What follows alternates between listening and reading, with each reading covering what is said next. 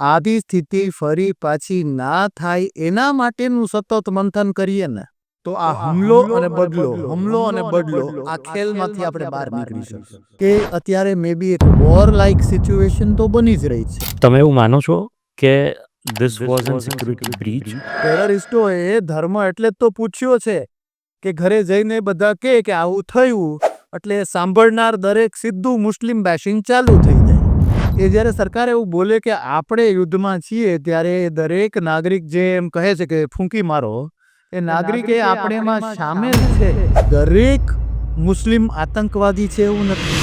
हो गई है पीर पर्वत सी पिघलनी चाहिए, इस हिमालय से कोई गंगा निकलनी चाहिए. आर्ज पर्दों की तरह दीवार ये हिलने लगी, शर्त लेकिन थी कि ये बुनियाद हिलनी चाहिए. सिर्फ हंगामा खड़ा करना मेरा मकसद नहीं, सारी कोशिश है कि ये सूरत बदलनी चाहिए. પહેલગામનો આતંકવાદી હુમલો અને દેશ આખો સ્તબ્ધ છે, રોષિત છે. દરેક લોકો એક જ માંગ કરી રહ્યા છે કે હવે માત્ર એક્શન, વાતો બહુ થઈ ગઈ. પરંતુ ખરા અર્થમાં આર્મી કેવી રીતે એક્શન લઈ શકે, સરકાર શું વિચારી રહી છે, પાકિસ્તાન સામે જે પણ પગલાં લેવાયા એનાથી વિશેષ પગલાં હવે શું લેવા જોઈએ, આ બધા જ મુદ્દાઓ જનતા તરીકે કરી શકે, કરતા હોઈએ. પરંતુ એક આર્મીમેન કે જેમને ભારતીય સેનાની અંદર કામ કર્યું છે એ જ વ્યક્તિ સાચી પરિસ્થિતિ એ જણાવી શકે. ત્યારે આ જ મુદ્દા પર વાત કરવા માટે મારી સાથે રિટાયર્ડ કેપ્ટન જયદેવ જોશી જોડાયા છે અને તેમની સાથે આ સમગ્ર મુદ્દે આ પોડકાસ્ટની અંદર ચર્ચા કરવાની છે. અને જેમને પણ આ વિડીયો ફર્સ્ટ ટાઈમ જોઈ રહ્યા છે અમારી ચેનલ પર, તેઓ પણ યુટ્યુબ ચેનલને સબસ્ક્રાઈબ કરવાનું, ફેસબુક પેજને લાઇક અને ફોલો કરવાનું ભૂલશો નહીં. આ મુદ્દા પર પોડકાસ્ટને આપણે આગળ વધારીએ છીએ. Jaydev Joshi is with me અને આ પોડકાસ્ટની અંદર સર આપનું ખૂબ ખૂબ સ્વાગત. ધન્યવાદ. જયદેવજી, શરૂઆત ત્યાંથી કરવી છે. દેશ આખું રોષિત છે, શોકમગ્ન છે, બધી જ પરિસ્થિતિઓથી આપણે અત્યારે પસાર થઈ રહ્યા છીએ. આ બધા વચ્ચે એક આર્મીમેન તરીકે, એક રિટાયર્ડ આર્મીમેન તરીકે સૌથી પહેલી પ્રતિક્રિયા આપની શું હોય શકે? ભૂમિતજી, હું આપના પ્રશ્નનો જવાબ આપું એ પેલા અને કદાચ એમાં જ પ્રતિક્રિયા પણ છે, પ્રતિક્રિયા પણ ગણી લઉં તો આપનું આ પ્લેટફોર્મ સત્યાર્થ મંથન અને એની જે ટેગલાઇન સત્ય સાથેનું સતત મંથન, તો પ્રતિક્રિયાને જો આની સાથે વણી લઉં તો એ છે કે અત્યારે જે દેશમાં માહોલ છે, જે ગમગીની પણ છે, સાથોસાથ આક્રોશ પણ છે અને જે થોડું ખૂટતું હોય એવું લાગે છે. ને અગેન એક આપે જે પ્રશ્નમાં એક શબ્દ વાપર્યો એનો જ કે પૂર્વ સૈનિક તરીકે શું લાગણી થાય કે શું પ્રતિભાવ થાય, તો એ કે દુઃખ આપણને આવે છે, એ દુઃખથી આપણે આક્રોશિત થઈએ છીએ. એ આક્રોશિત થયા પછીનું જે કાર્ય કરવાનું છે એમાં કદાચ કાર્ય સરકાર કરે, કદાચ સરકારની પછી સેના કાર્ય કરે, હું જોઈશ. એ જે વાતાવરણ છે, એ જે માહોલ છે, એ જે થોડી અજાણતાના કારણે કદાચ પણ જે નિષ્ક્રિયતા છે એના બદલે જેમ સતત મંથનની જે ટેગલાઇનમાંથી જો if I know borrow that request and appeal from you કે આદિ સ્થિતિ ફરી પાછી ના થાય એના માટેનું સતત મંથન કરીએ ને તો આ હુમલો અને બદલો આ ખેલમાંથી આપણે બહાર નીકળી શકશું. અને મે બી આ જ પ્રતિક્રિયા છે. એક્ઝેક્ટલી. એઝ અ સિટીઝન હું અત્યારે એવું જ વિચારી રહ્યો હોય કે પાકિસ્તાનને ફૂંકી મારવું જોઈએ, આતંકીઓનું ખાત્મું બોલાવી દેવું જોઈએ. મને યાદ છે ત્યાં સુધી હું રિકોલ કરાવવા માગું છું, કદાચ પુલવામા એટેકના 1 વર્ષ પછી આપણે લોકો ફર્સ્ટ ટાઈમ વાત કરી હતી. યસ. અને હું નવ ગુજરાતમાં હતો અને ત્યારે આપણે લોકોએ વાત કરી હતી. એ સેમ સિચ્યુએશન આજે છે. ત્યારે પણ આપણે આવી જ વાત કરી હતી અને કદાચ હું ખોટો ના હોતો ત્યારે પણ એવી જ સિચ્યુએશન હતી કે આપણે શું કરવું, કેમ આપણે ચૂક થઈ રહી છે. હવે 2016થી એ પછી આપણે બદલો પણ લીધો અને ફરી પાછું તમે કહ્યું કે હવે ફરી એટેક પણ થયો. તો આ જે આખી ક્રોનોલોજી છે એને ચેન્જ કરવા માટે એઝ અ સિટીઝન અમે તો એવું જ વિચાર કરતા હોય કે પાકિસ્તાનને ફૂંકી મારે, પણ exactly as a army main શું પરિસ્થિતિ હોય છે આ સમયગાળા દરમિયાન, કેવું તેમનું મોટિવ હોય છે અને કઈ રીતના પગલાઓ એ લેવાવા જોઈએ અને સાથે જ કઈ પ્રકારની એ પરિસ્થિતિ હોય એ તમે જણાવી શકો, કારણ કે લોકો તો માત્ર આક્રોશ જ વ્યક્ત કરી શકે અને વાત કરી શકશે. એક્ઝેક્ટલી ગ્રાઉન્ડ રિયાલિટી તમને ખબર હોય. કેટલાક મિલિટરી ઓપરેશન્સના અનુભવ અને જે અમે કેડેટ હતા જ્યારે 1999 કારગિલ થયું ત્યારે એ અને બાકી મિલિટરી ટ્રેનિંગ તો ખરી જ આ અનુભવો સિવાય ટ્રેનિંગ અને એના આધારે જો કહું તો મિલિટરીની આવા સમયે બહાર આવતી એક બહુ જ મહત્ત્વની મોટી ખૂબી એ છે કે મિલિટરીને પોતાની જાતને ઇન્સ્યુલેટ કરતા આવડે છે. ઓકે. બહાર સમાજમાં પ્રેસમાં કે બીજી કેટલીય જગ્યાએ જે કાંઈ ચાલે છે એનાથી પોતાની જાતને આમ પ્રોટેક્ટ કરતા આવડે છે, એક સુરક્ષા કવચ જેવું બનાવતા આવડે છે. કારણ કે સૈન્યમાં પહેલા દિવસથી જે કહેવાતું હોય છે ને સમજાતું હોય છે કે success has many fathers, failure has none. Success થશે તો બધા જય હિન્દ કી સેના કહેશે, પણ જો ફેલિયર થશે તો એ સમયે આ કોઈ લોકો આવીને આગળ નહીં આવે કે સુરક્ષાની ભૂલ નહોતી, કદાચ કંઈક બીજું ખોટું હતું. તો એટલા માટે આવા સમયના વોર જિંગોઇઝમ કે નગારાઓ વાગે એ ઉન્માદ એનાથી સૈન્યને પોતાની જાતને ઇન્સ્યુલેટ કરતા આવડે છે. એક કેવી સ્થિતિ હોય બટાલિયનોમાં, યુનિટોમાં આવા સમયે, તો એક વોર્નિંગ ઓર્ડર એવું એક વર્ડ છે, કમાન્ડ છે, એ વોર્નિંગ ઓર્ડર મળે ઉપરથી નીચે, નીચેથી ઉપર અને પછી અલગ અલગ એના લેવલ છે જેને આપણે રેન્ક એન્ડ ફાઇલ અને એ રીતે સંસ્થાના સ્ટ્રક્ચર કહીએ. તો એ વોર્નિંગ ઓર્ડર મળવા મિનિટથી જ સૈન્ય પોતાની જાતને જે કહેવાય છે વોર પ્રિપેર્ડનેસ કે ફિટ ફોર વોર, કે જેની દર વર્ષે એકવાર એન્યુઅલ ઇન્સ્પેક્શન પણ થાય છે. એ એન્યુઅલ ઇન્સ્પેક્શનમાં તમારા સૈનિકો બધા દોડવાનું હોય, ફિઝિકલ ટ્રેનિંગ કરીને એના માટે ફિટ છે કે નહીં એ પણ જોવામાં આવે છે. તમારા વાહનોની અંદરના ટાયર સિવાય તમારા હથિયારોને લઈ જવાની ક્ષમતા, રાશન, પેટ્રોલિયમ, ભોજન, કુકહાઉસ, આ બધાની તૈયારીનું આખું એક આંકલન થાય, ડોક્યુમેન્ટેશન થાય અને એને વોર પ્રિપેર્ડનેસ કહેવાય. કે વોર્નિંગ ઓર્ડર મળવાની મિનિટથી જ જે તે યુનિટ પોતે પોતાની જાતને fit for war, war preparedness માટે તૈયાર કરવા માંડે છે. જે સૌ ટૂંકમાં વાત કરીને પૂરું કરું કે જે આ ઇન્સ્યુલેટ કરવાવાળી વાત જે મેં શરૂઆતે કીધી એમાં ક્યાંક થોડી તિરાડો સોશિયલ મીડિયા પાડી શક્યું છે. કારણ કે અત્યારે સોશિયલ મીડિયાના માધ્યમથી, ટેલિકમ્યુનિકેશનના આટલા સાધનોના માધ્યમથી સૈનિકો સુધી ઘણી બધી વાતો સમાજની પોઝિટિવ નેગેટિવ બધી પહોંચે છે. આટલા બધા પ્લેટફોર્મ હોવાના કારણે ઘણી બધી જગ્યાએ સાચું ખોટું અર્ધસત્ય એ બધું પણ ચાલે છે. એક જ વાતને એ જ રીતે રજૂ કરવાની બદલે એને લડાવીને અલગ રીતે રજૂ કરાય છે અને એને કારણે પણ પરિવારજનો કે જેની સાથે સીધો સંપર્ક કોઈ પણ સૈનિકનો હોય એના માધ્યમથી ઘણી વાતો સૈનિકો સુધી પહોંચતી હોય છે. એ સમયે થોડીક સ્પિરિચ્યુઅલ, થોડીક સાયકોલોજીકલ એ ટ્રેનિંગ પણ સૈન્યને અપાય છે. પણ યસ, સૈન્ય લડવા માટે તૈયાર હોય છે. બહુ બધા રાજકીય બયાનબાજીથી ડિમોટિવેટ થઈ જતા હોય છે એવું નથી. વાહ જય હિન્દ કી સેના એવું કહીને પોતે ખુલાઈ જાય એવું પણ નથી. એમના માટે પોતાની બડી પેર, સૈનિકો હંમેશા 2 જોડીમાં કામ કરતા હોય છે. પહેલાં બડી પેર, પછી નાનામાં નાનું યુનિટ એ પ્લાટૂન 10 લોકોનું, અને પછી પોતાની રેજિમેન્ટ જેનો ફ્લેગ નીચે કામ કરે. એની આશાઓ ઉપર ખરા ઉતરીને અમે લડશું અને દરેક મારો સૈનિક બાંધવ પણ આ રીતે લડશે તો ભારત લડાઈ જીતશે. આવા ઠંડા કલેજે આ વાતને એક profession, we kill by profession, એ વાતને એ કરતા પોતાની જાતને તૈયાર કરતો. તમે એવું માનો છો કે this was an security breach? જો આવો આક્ષેપ એક થતો હોય, જો એવું કહેવામાં આવતું હોય, જે યાત્રિકો પરત આવ્યા એમને પણ એવું કહ્યું હોય, જો એ વાતને હું અહીં કોટ કરું તો કે અમારા માટે કોઈ ત્યાં હોતું નહીં, નેતાઓ માટે હાઈએસ્ટ સિક્યુરિટી હોય છે, પ્રજા માટે કોઈ નહોતું, તો શું તમે આ વાતને જસ્ટિફાઈ કરી શકો? અત્યંત વેદનાદાયક સમય અને ક્ષણો, કદાચ મિનિટો માત્ર હશે કે જ્યારે એ પરિવારજનોએ બધું જોવું પડ્યું હશે પોતાના સ્વજનોને પોતાની સામે ખતમ થતા.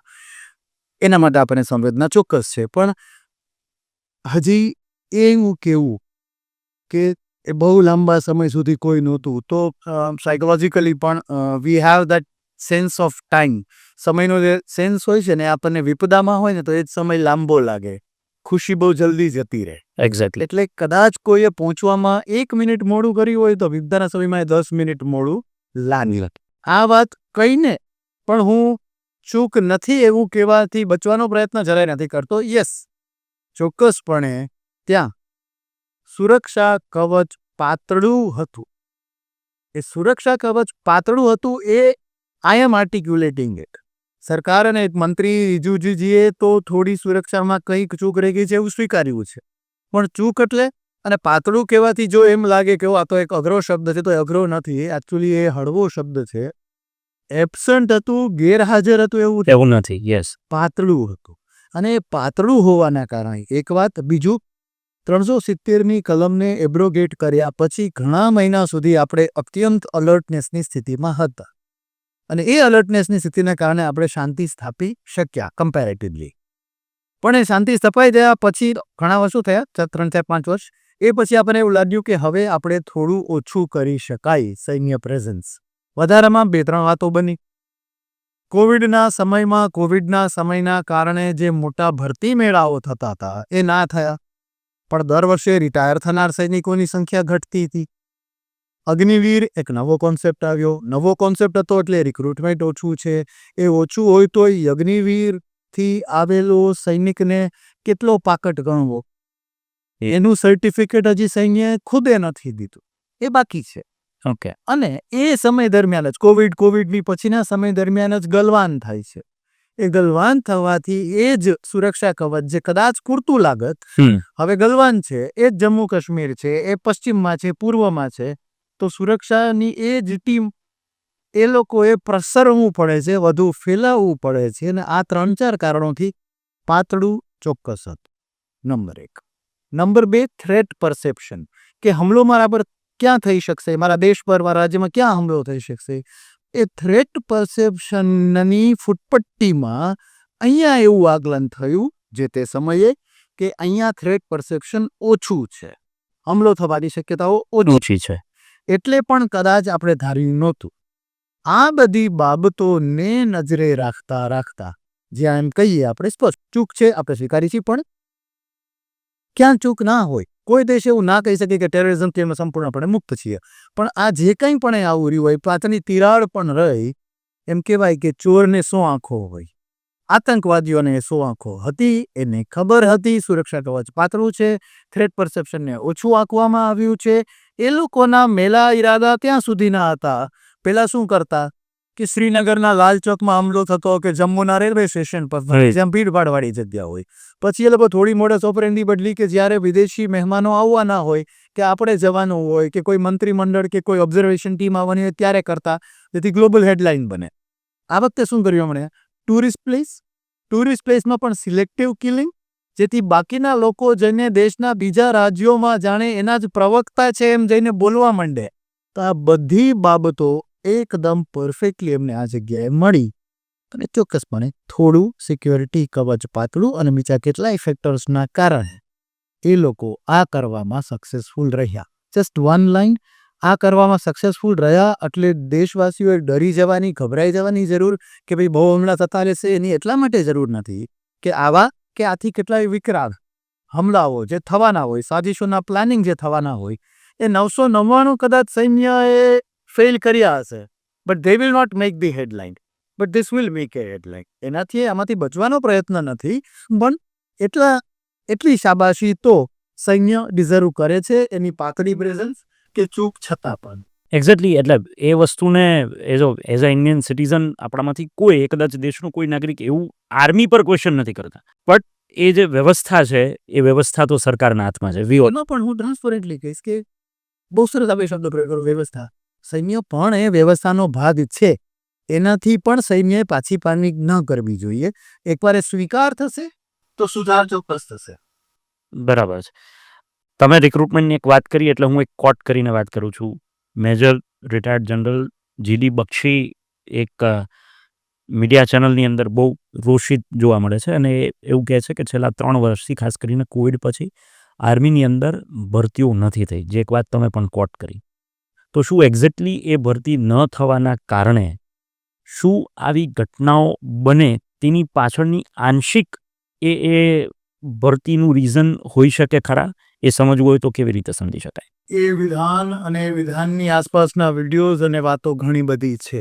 લગભગ એને સંબંધિત જ રિક્રુટમેન્ટ, અગ્નિવીર એ હમણાં જ આપણે આ પ્રશ્નમાં પણ જશે એટલે એ સમય બચાવતા હું ચોક્કસ એમ કહીશ કે ઓછું સંખ્યાબળ કુદરતી રીતે 1+1=2 જેવી બાબત સરળ સમજાય એવી છે કે ઓછું સંખ્યાબળ જો હશે તો જે ઓછું થયેલું ડિપ્લીટેડ સ્ટ્રેન્થ છે એ ઓછી સંખ્યા ઉપર કામનું ભારણ ઝાઝું આવશે.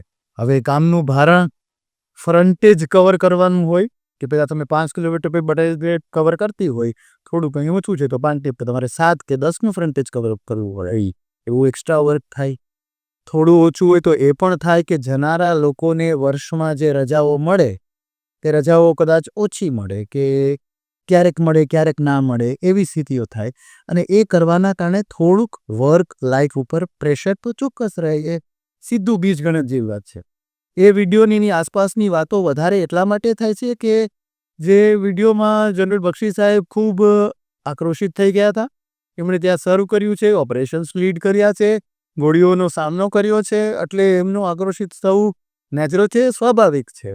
પણ પિન પોઈન્ટ કરવું કે માત્ર એનાથી જ થયું એ પણ એટલા માટે બરાબર નહીં હોય કે જ્યારે અત્યંત વધારે આપણી પાસે સંખ્યાબળ હતું ત્યારે પણ ક્યારેક કંઈક થઈ જાય છે. એટલે જો રિક્રુટમેન્ટ થઈ ગયા હોત તો આ ના થાત.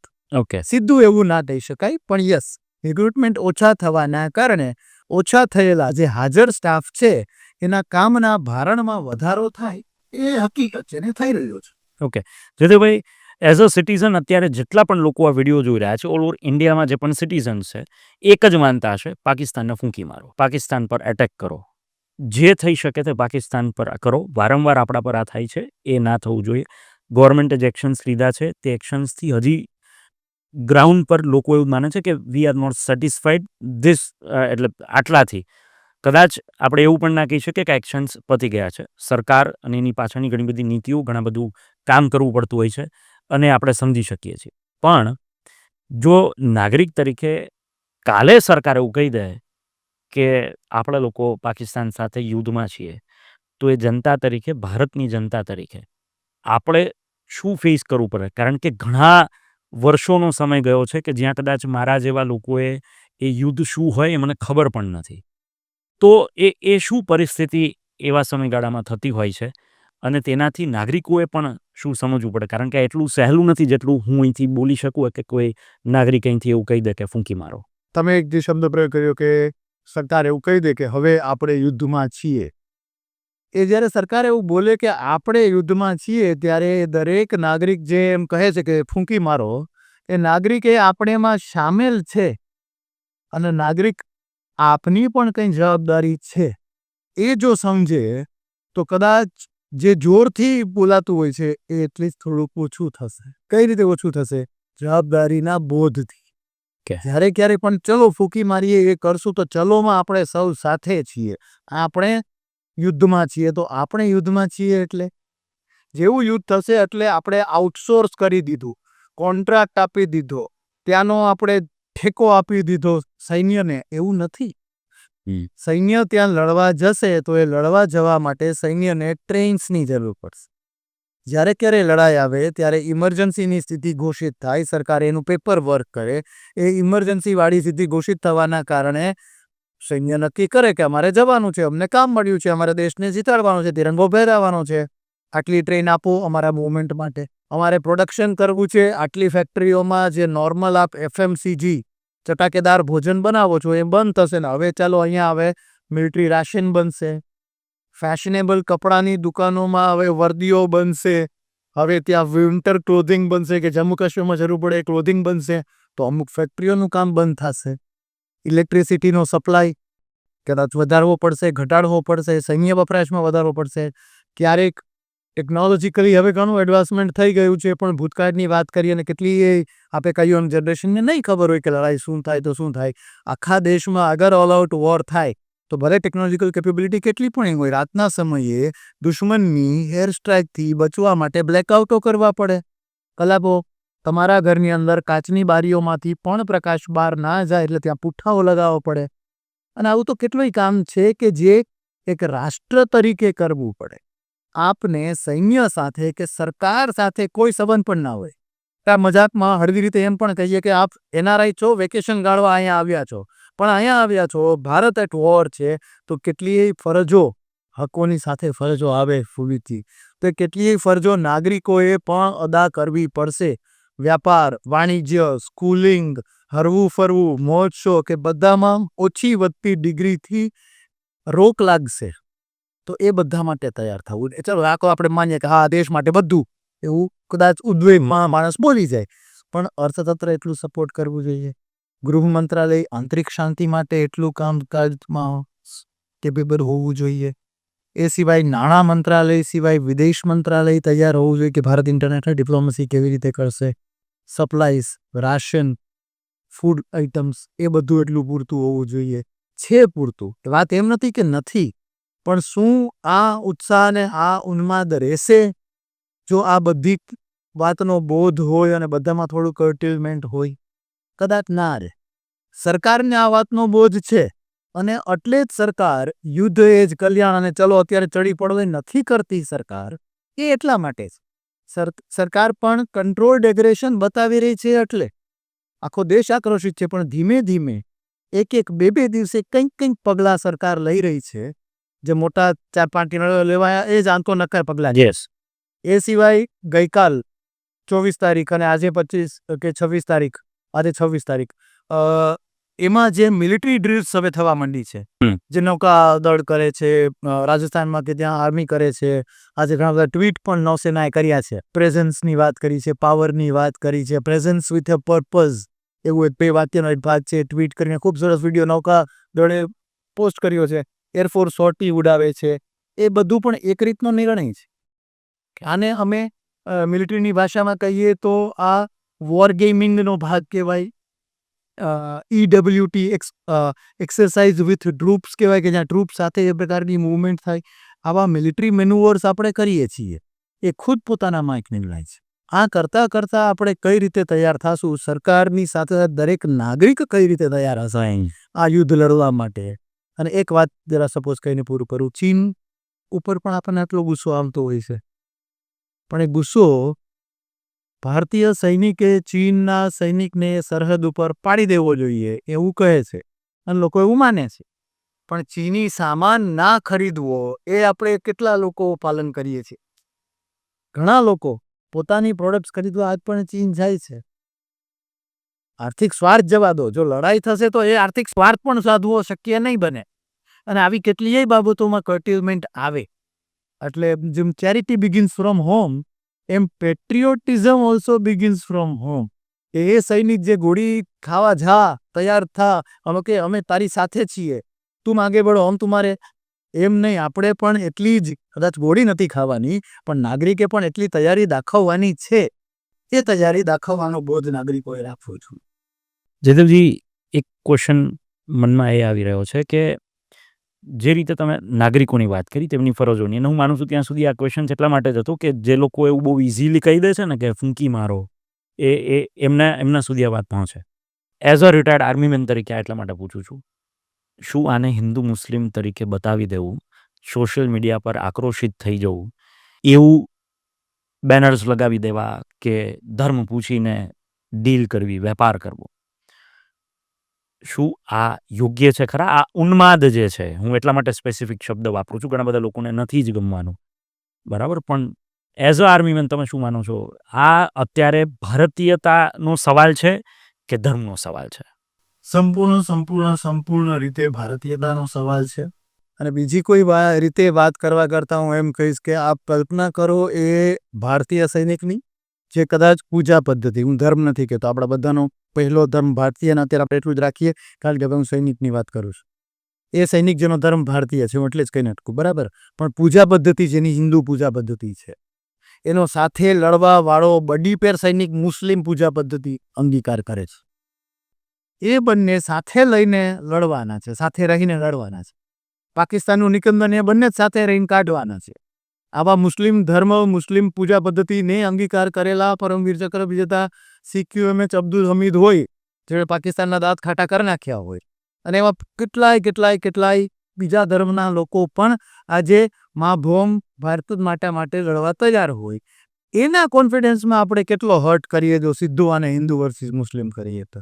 હું તો એમ કહીશ કે ખાલી હિન્દુ વર્સિસ મુસ્લિમ ના કરાય, એનાથી એક સ્ટેપ આગળ જઈને એમ કહીશ કે પાકિસ્તાનને ખતમ કરો. એવું પણ બોલવું થોડું અતિશયોક્તિ કહેવાય.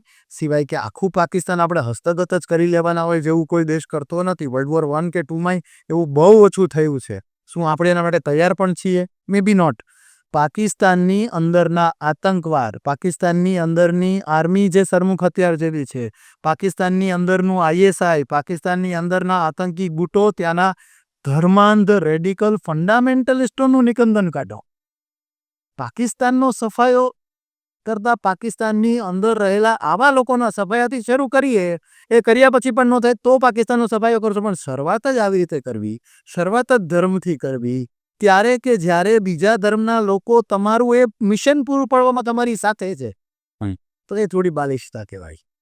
અને એ પણ કહેવાય કે આપણે directly we are playing into the hands of terrorist. ટેરરિસ્ટોએ ધર્મ એટલે જ તો પૂછ્યો છે કે ઘરે જઈને બધા કહે કે આવું થયું એટલે સાંભળનાર દરેક સીધું મુસ્લિમ બેશિંગ ચાલુ થઈ જાય. અને બહુ જો ઓનેસ્ટલી અને આપના મંચ ઉપર એકદમ પારદર્શક રીતે દરેક મુસ્લિમ આતંકવાદી છે એવું નથી. પણ 99.9, ચલો 100 ન કહીએ, 100 કહી તોય ખોટું નથી. એટલા આતંકવાદીઓ મુસ્લિમ છે એ સાચું છે, પણ એમ કહી દેવું કે એ મુસ્લિમો દરેક મુસ્લિમ આતંકવાદી છે, દરેક મુસ્લિમ પાકિસ્તાની છે, દરેક મુસ્લિમ પાસેથી સામાન ન ખરીદવો, એ પ્રેક્ટિકલી શક્ય નહીં બને. લાસ્ટ એ પર આવું છે કે અગ્નિવીર એ ક્વેશ્ચન એટલા માટે હું પૂછી રહ્યો છું કારણ કે વારંવાર જ્યારે યોજના આવી હતી ત્યારે પણ એવું કહેવામાં આવતું હતું કે આર્મી માટે ધીસ ઇઝ નોટ ફેર. તો શું આજે પણ તમે માનો છો કે એ બાબતે ખરા અર્થમાં સરકારે કંઈ વિચાર કરવાની જરૂર આપને જણાય છે?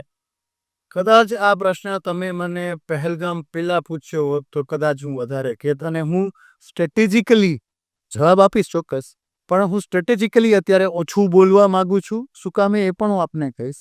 પહેલગામ પહેલાં આપે પૂછ્યું તો હું બહુ ડિટેલ નથી. અત્યારે હું બે વાતથી કહીને પૂરું એટલે કરીશ કે અત્યારે મે બી એક વોર લાઇક સિચ્યુએશન તો બની જ રહી છે. યસ. અને એટલે બીજી કોઈ વિવાદોને આપણે ટેકો આપીએ કે એના માટે બળતણ પૂરું પાડીએ એ ના કરવા માટે. એટલે પણ જે હું બે વાતો પણ કહીશ એ પૂરતું પિક્ચર આપણા સત્યાર્થ મંથનના કે બીજા દર્શકોને પૂરતું હશે વિચાર કરવા માટે. અગ્નિવીરની યોજના સરસ મજાની છે અને બહુ સારા પરિણામો આપી રહી છે. એવું જ આપણે કહીએ યુઝર સર્ટિફિકેટ, તો એ ફર્સ્ટ યુઝર સર્ટિફિકેટ સૈન્યએ હજી ખુદ આપવાનું બાકી છે. આવું સર્ટિફિકેટ હોતું નથી, પણ અંદરથી કોઈ વાત, કોઈ સક્સેસ સ્ટોરી, કોઈ બીજી વાત એ આવવાની હજી બાકી છે.